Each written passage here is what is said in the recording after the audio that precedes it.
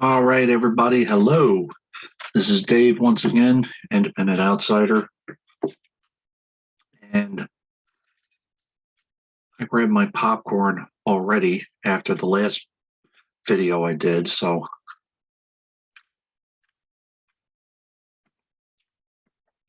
enjoy that crunch. I'll enjoy the rest after I record this, maybe even when I'm reading the comments. I am going to present to you a couple of articles showing how the coronavirus can spread and how we are not really doing ourselves any favors in some ways. So I have the first article I have. This is a local article in my area, the Long Island area. And I'm going to read this entire thing. It's pretty short. Organizers of the Long Island MAGA caravans in support of Donald Trump will gather again this weekend for two events aimed, they say, at saving St. Patrick's Day from Governor Andrew Cuomo's cancellation of annual parades due to the coronavirus. And I am amused by the "Kiss Me, I'm Deplorable" shirts as well as the hats. And yes, I noticed that they aren't masked and they're standing as close to each other as they possibly can. So this is the No Faux Shenanigans Run, organized by Sean Farash and Vinnie Torelli, begins at the former Walmart parking lot. I don't know if there's anything there now. Located at 765 Old Country Road at 10 a.m. on Saturday. I'm not advertising this. I'm telling people stay away from that. There are people everywhere. Everyone come celebrate St. Patrick's Day. Dress your vehicle with Irish glory. We will have our parade. Woohoo. If they're staying in the cars, fine. But those participating will leave the lot around noon and head along Route 25 to Greenport and back on Sound Avenue and then end in South Jamesport. So they're kind of doing a thing. On Sunday, a Save the St. Patrick's Day parade begins at the Merrick Long Island Railroad's train station at 10 a.m., then heads to Eisenhower Park.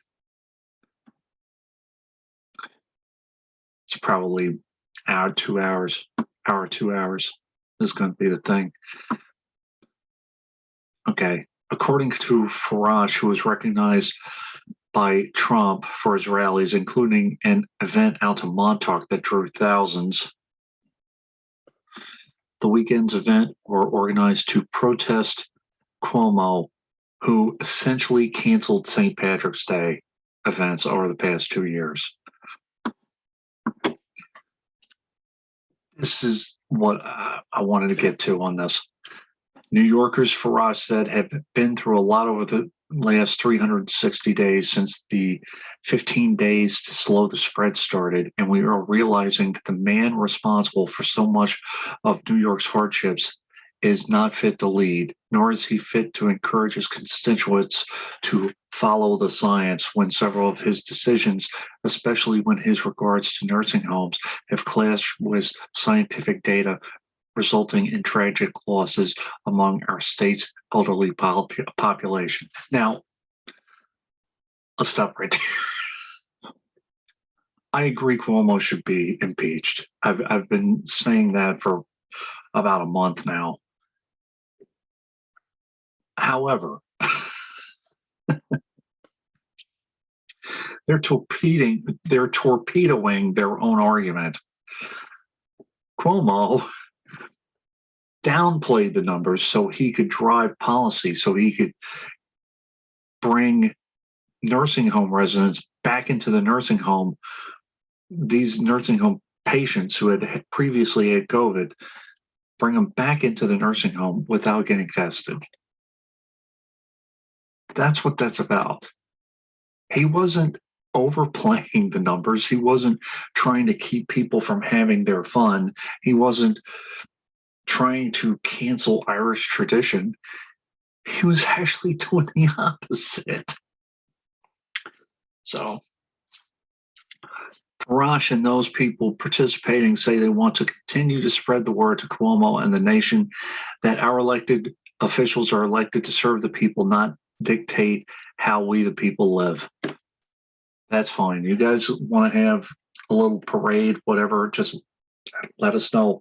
I'll let you know. So stay away from that area. I believe that there are going to be some people on the side of the road, the whole thing. I'm sure they're not going to be masked, the whole thing. So you do whatever you feel like you want to do. If you want to go out there, go out there.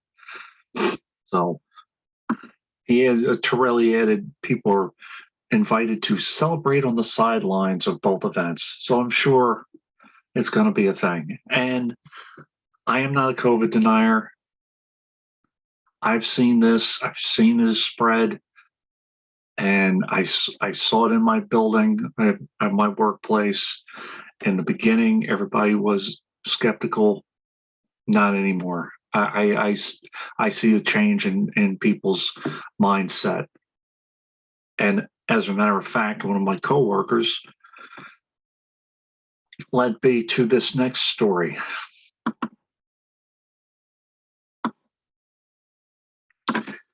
After Border Patrol release, asylum seekers test positive for COVID in Brownsville, Texas. So, a number of migrants seeking asylum and released by the Border Patrol have tested positive to COVID-19 tests in Brownsville. And many of these people are going to travel. So,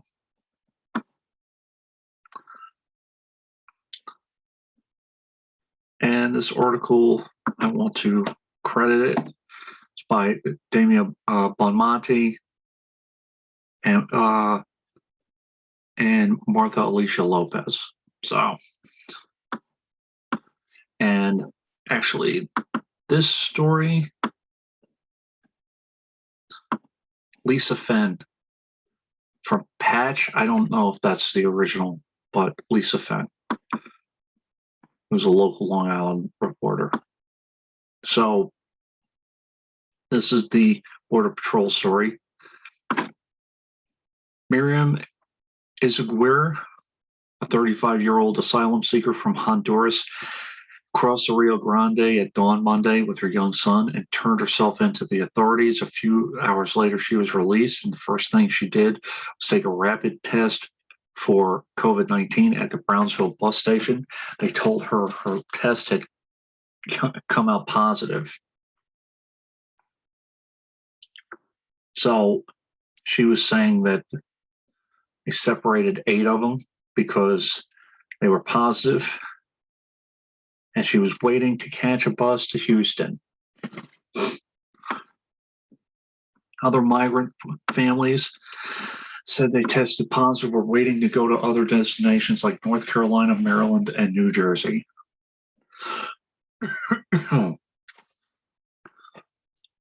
So they began these tests January 25th. 108 migrants have tested positive for COVID-19. That's 6.3% of those who took the test. It's late, and math is not my forte this late, but that they had to have been,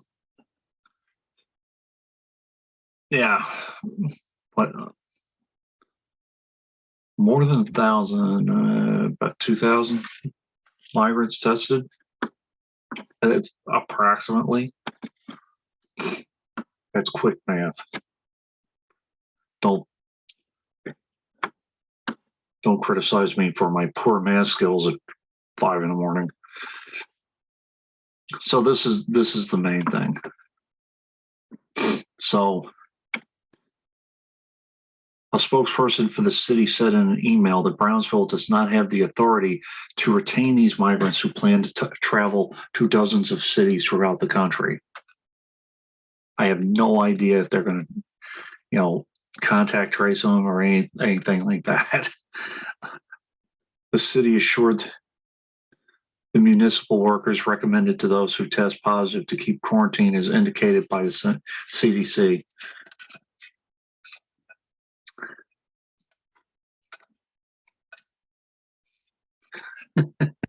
Migrants who test positive at the B Metro facility are advised of quarantine procedures and are asked to socially distance. So they were talking about NGOs providing resources.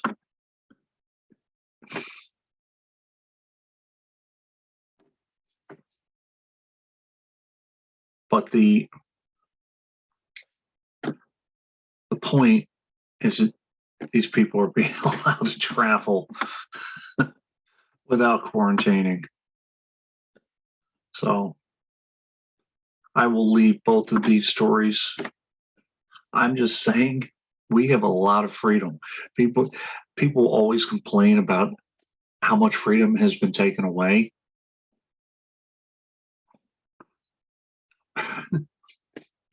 We have more freedom than some countries who had legitimate, like real lockdowns.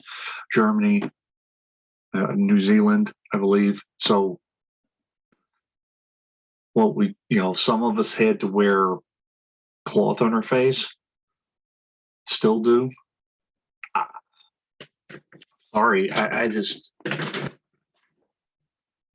understand there are people out there who are outraged. They're taking our